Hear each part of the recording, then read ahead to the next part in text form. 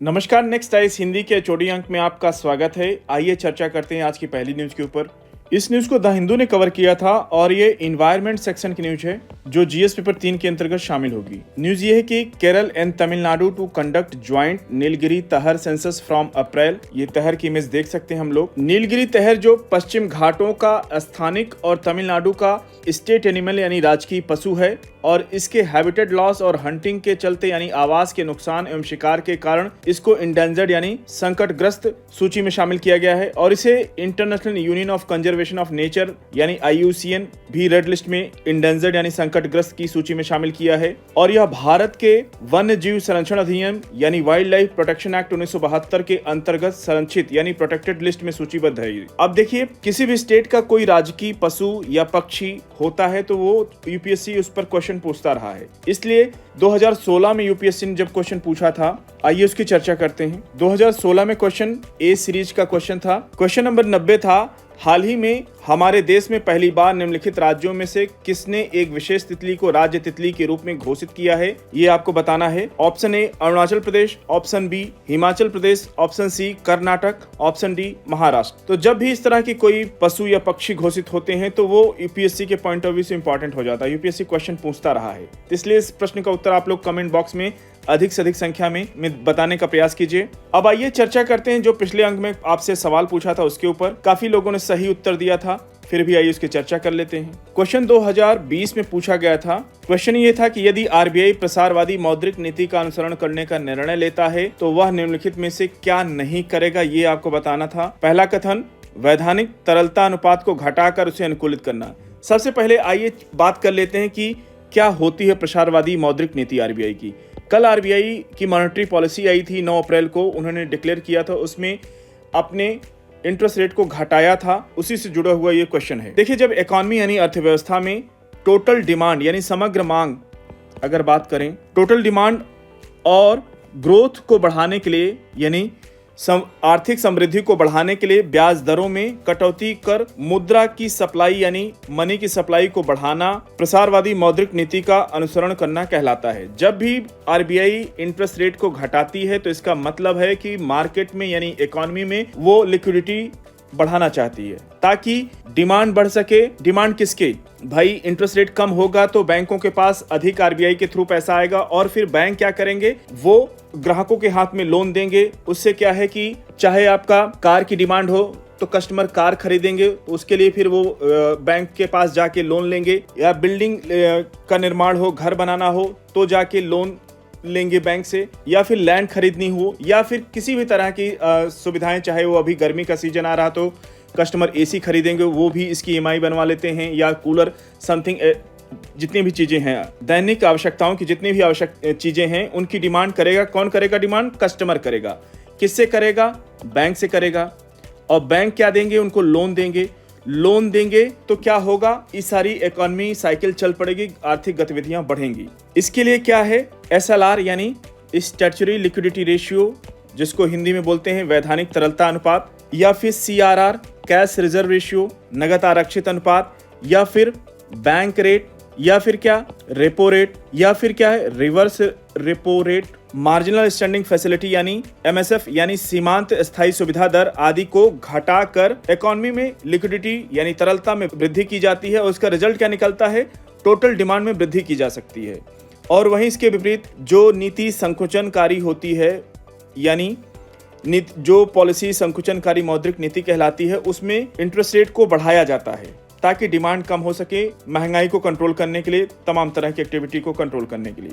इसलिए वैधानिक तरलता अनुपात को घटाकर उसे अनुकूलित करना, ये तो होगा प्रसारवादी मौद्रिक नीति में। पूछ रहा है क्या नहीं होगा, ये बताना। सीमांत दर MSF यानी मार्जिनल स्टैंडिंग फैसिलिटी यानी सीमांत स्थायी सुविधा दर को बढ़ाना नहीं बल्कि घटाना होता। आप देखिए हर जगह घटाना बात हो रही, तो बढ़ाना नहीं होगा। यही वाला ऑप्शन सही है। और बैंक रेट और रेपो रेट को घटाना ये भी सही है। ये दोनों जब सही हो जाएंगे तो इसमें बताना है गलत क्या है। तो गलत आपका कथन 2 सीमांत स्थायी दर को बढ़ाना। सही उत्तर हो जाएगा ऑप्शन बी, केवल 2। अगली न्यूज की ओर बढ़ेंगे। इस न्यूज को पीआईबी ने कवर किया था और ये इकोनॉमी सेक्शन के इंफ्रास्ट्रक्चर सेक्शन की न्यूज है जो जीएस पेपर 3 के अंतर्गत शामिल होगी। न्यूज ये है कि केंद्रीय मंत्रिमंडल ने आंध्र प्रदेश और तमिलनाडु में Tirupati Pakala Katpadi single railway line block को डबल यानी दोहरीकरण को स्वीकृति दी है, जिसकी कुल लागत 1332 करोड़ रुपए है। और इससे होगा क्या, इस पहल से यात्रा सुविधा में सुधार होगा, लॉजिस्टिक कॉस्ट यानी लागत में कमी आएगी और तेल आयात कम होगा और कार्बन डाइऑक्साइड उत्सर्जन में भी कमी आएगी, जिससे कि स्थायी और कुशल रेलवे परिचालन को बढ़ावा मिलेगा। मल्टी ट्रैकिंग परियोजना से करीब 400 गांवों और लगभग 14 लाख पॉपुलेशन यानी जनसंख्या के लिए कनेक्टिविटी बढ़ेगी। ये नागरिकों की सुविधा को ध्यान में रखते हुए किया है सरकार ने ये फैसला। और इस परियोजना की अगर उद्देश्य की बात करें तो तिरुपति के लिए कनेक्टिविटी बढ़ाना, जहाँ प्रतिष्ठित तिरुमाला वेंकटेश्वर मंदिर भगवान विष्णु का यहाँ पे मंदिर है, लाखों श्रद्धालु वहां पे दर्शन करने जाते हैं। और सरकार का जोर है कि पर्यटन क्षेत्र को सुधार करना, उसको बढ़ावा देना, इसलिए सारे ये एक्सरसाइज की जा रही सरकार के द्वारा। तिरुमाला वेंकटेश्वर मंदिर में प्रतिदिन लगभग 75,000 तीर्थयात्री आते हैं और शुभ अवसरों पर यानी जब कोई विशेष दिवस होता है, चाहे एकादशी का दिवस हो या फिर भगवान विष्णु से जुड़ा हुआ कोई दिन हो, तो उन अवसरों पर यह संख्या 1.5 लाख प्रतिदिन यात्री तक पहुंच जाती है। और ये परियोजना निर्माण के दौरान लगभग 35 लाख मानव दिवसों के लिए यहाँ पे डायरेक्ट एम्प्लॉयमेंट क्रिएशन हो गया, यानी प्रत्यक्ष रोजगार भी सृजित होगा, इसलिए सरकार एक्सरसाइज कर रही है। अगली न्यूज को भी पीआईबी ने कवर किया था, ये भी इकोनॉमी सेक्शन की न्यूज है। इकोनॉमी सेक्शन के एग्रीकल्चर सेक्शन की न्यूज है जो जीएस पेपर 3 के अंतर्गत शामिल होगी। न्यूज ये है कि मंत्रिमंडल ने 2025 से 26 की अवधि के लिए प्रधानमंत्री कृषि सिंचाई योजना की उप योजना के रूप में सीएडी यानी कमांड क्षेत्र विकास और जल प्रबंधन के आधुनिकीकरण को मंजूरी दी है। अगर बात करें कि प्रधानमंत्री कृषि सिंचाई योजना में एक नए कार्यक्रम को मंजूरी दी गई है तो ये कहना गलत नहीं होगा। और नहर से खेतों तक भूमिगत पाइपलाइन के जरिए पहुंचाया जाएगा पानी, इसके द्वारा इस कमांड क्षेत्र विकास यानी सीएडी के अंतर्गत। और ये कमांड एरिया डेवलपमेंट और वाटर मैनेजमेंट पर खर्च होगा लगभग 1600 करोड़ रुपए।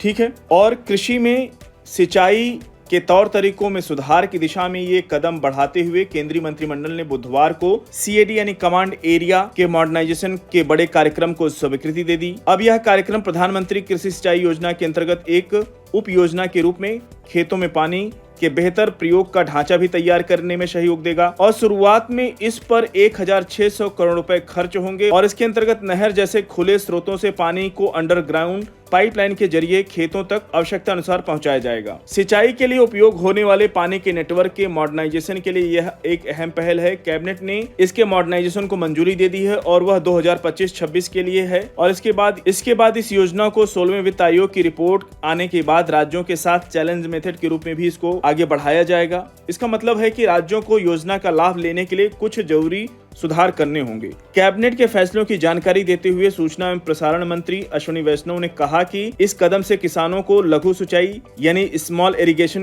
का मजबूत ढांचा उपलब्ध कराने में सहायता मिलेगी। इससे 1 हेक्टेयर तक की जमीन को सिंचित करने के लिए पानी को नहर जैसे स्रोतों से पाइप के जरिए खेतों तक लाने में सहायता मिलेगी। वाटर यूजर सोसाइटियों को एक ही प्रबंधन की जिम्मेदारी दी जाएगी और इन सोसाइटियों की एफपीओ यानी फार्मर प्रोड्यूस ऑर्गेनाइजेशन और पैक्स जैसे मौजूदा कार्यक्रम से जोड़ने के लिए केंद्र सरकार सहायता भी देगी। देखिए, सरकार ने एक बयान में यह भी कहा कि युवाओं को कृषि से जोड़ने की दिशा में यह योजना सहायता प्रदान करेगी, क्योंकि इसके जरिए वे सिंचाई के मॉडर्न तौर तरीकों को सीख सकेंगे। और कैबिनेट की आर्थिक मामलों की समिति यानी सीसीए जिसको बोलते हैं, CCEA cabinet committee on economic affairs ने शुरुआत में इससे संबंधित पूरे देश में पायलट प्रोजेक्टों को अपनी स्वीकृति दे दी और इन प्रोजेक्ट के अनुभव के आधार पर सीएडी यानी command area development and water management का राष्ट्रीय प्लान अप्रैल 2026 में जारी किया जाएगा। तब आने वाले दिनों में हम और इसके ऊपर हम लोग चर्चा कर पाएंगे। यूपीएससी के लिए इंपॉर्टेंट है, जान लीजिए। अगली न्यूज की ओर बढ़ेंगे। इस न्यूज को ऑल इंडिया रेडियो ने कवर किया था और ये हेल्थ सेक्शन की न्यूज है जो जीएस पेपर 2 के अंतर्गत शामिल होगी। न्यूज ये है कि आज दुनिया भर में मनाया जा रहा है विश्व होम्योपैथी दिवस। 10 अप्रैल को प्रत्येक वर्ष होम्योपैथी दिवस मनाया जाता है। अब देखिए, अगर बात करें आयुष की तो उसके अंदर होम्योपैथी को शामिल किया जाता है। ए से आयुर्वेद और वाई से योगा, यू से यूनानी, एस से सिद्धा, एच से होम्योपैथी। ठीक है। और देखिए होम्योपैथी है क्या? ये एक वैकल्पिक चिकित्सा प्रणाली है जो अत्यंत पतला घोल के साथ उपचार करती है। अगली न्यूज की ओर बढ़ेंगे हम लोग। इस न्यूज को ऑल इंडिया रेडियो ने कवर किया था और ये IR सेक्शन की न्यूज है जो GS पेपर 2 के अंतर्गत शामिल होगी। न्यूज ये है कि India Russia approve 6 strategic project to boost investment ties. Bharat और रूस द्विपक्षीय निवेश सहयोग को बढ़ाने के लिए 6 नई रणनीतिक परियोजनाओं पर सहमत हुए हैं, जिन पर नई दिल्ली में प्राथमिकता निवेश परियोजनाओं पर भारत रूस कार्य समूह के 8वें सत्र के दौरान चर्चा की गई और इस सत्र में आर्थिक संबंधों को मजबूत करने पर भी ध्यान केंद्रित किया गया, जिसमें भारत रूस निवेश मंच में दोनों देशों के 80 से अधिक व्यवसायियों ने भाग लिया है। तो साथियों, आज के HOD अंक को यहीं पे समाप्त करते हैं। मिलते हैं नेक्स्ट अंक में कुछ और इंपॉर्टेंट न्यूज के साथ। तब तक जुड़े रहिए नेक्स्ट टाइम हिंदी के साथ। धन्यवाद।